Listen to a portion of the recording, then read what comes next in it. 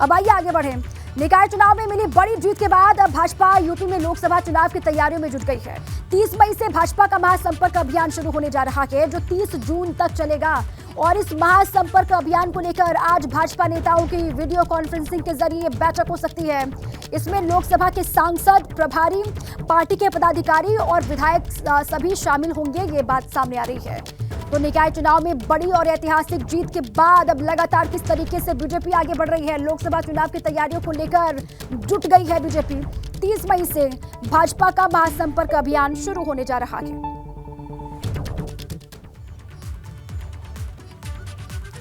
और देखिए, भाजपा के मेगा प्लान को आप समझिए। यूपी की सभी 80 सीटों को जीतने का लक्ष्य रखा है भारतीय जनता पार्टी ने।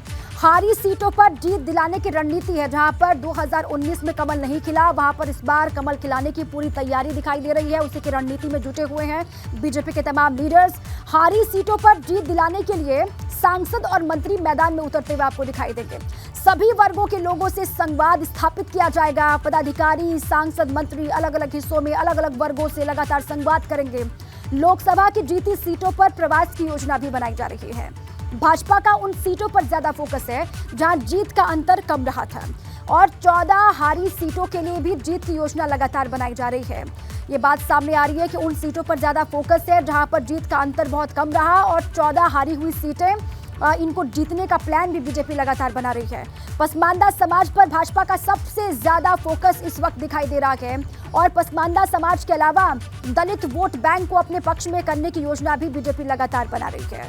पसमानदा सम्मेलन भी लगातार हो रहे हैं, और पसमानदा समाज को किस तरीके से अपने पास लाया जाए, अपने साथ किया जाए, और इसके अलावा दलित वोट बैंक को अपने साथ किस तरीके से लाना है, अपने पक्ष में किस तरीके से करना है, इसकी योजना भी बीजेपी लगातार बना रही है।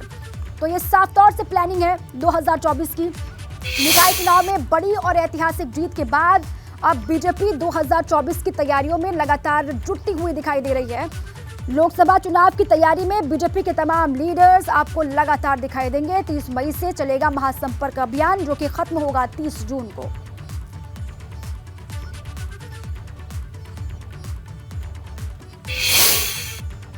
आगे बढ़े, सीएम योगी के गोरखपुर के दौरे का आज दूसरा दिन है। सीएम योगी ने मानसरोवर मंदिर पहुंच करके वहां पर रुद्राभिषेक किया, और उसके बाद सीएम ने नवदेव विग्रह के रथ और कलश यात्रा को मानसरोवर मंदिर से रवाना किया, जो गोरखनाथ मंदिर में जाकर के संपन्न हुआ।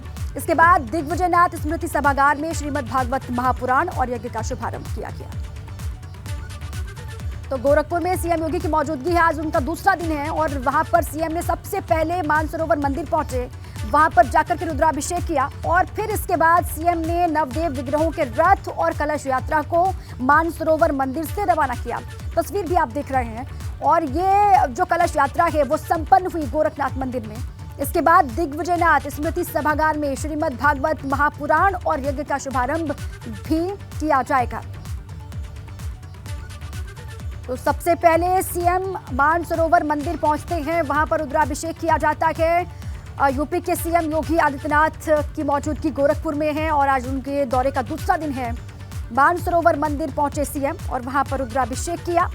ये तस्वीर आप देख पा रहे हैं उसी वक्त की है जब वो यहां से कलश यात्रा को रवाना कर रहे थे। कलश यात्रा यहां से निकली और गोरखनाथ मंदिर में जाकर के संपन्न हुई। मंदिर की जो नवनिर्मित मंदिर है उसकी प्राण प्रतिष्ठा में भी शामिल होंगे सीएम योगी आदित्यनाथ। और गोरखपुर दौरे के दौरान वहां पर इन सब के अलावा जनता दरबार लगाते हुए भी सीएम योगी दिखाई दिए। दूर दराज से लोग वहां पर पहुंचे, और सीएम के जनता दरबार में लोगों ने अपनी अपनी समस्याओं को रखा। सीएम जो अधिकारी वहां पर मौजूद थे उनको निर्देशित करते हुए दिखाई दिए लोगों की समस्याओं को लेकर, और जो लोग पहुंचे हुए थे उनको भी आश्वासन दिया सीएम ने कि हर समस्या का समाधान होगा। और फिर उसके बाद मानसरोवर मंदिर पहुंचे। दो तस्वीर आपके सामने है, युवाओं ने शंख बजाकर इसकी शुरुआत की, और कलश यात्रा में शामिल महिलाओं को भी आप देख पा रहे हैं। मानसरोवर मंदिर से ये कलश यात्रा शुरू हुई और फिर संपन्न हुई गोरखनाथ मंदिर में।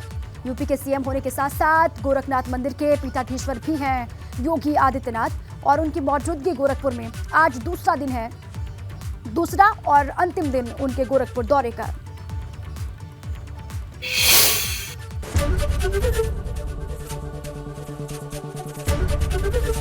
एबीपी गंगा, खबर आपकी, जुबान आपकी।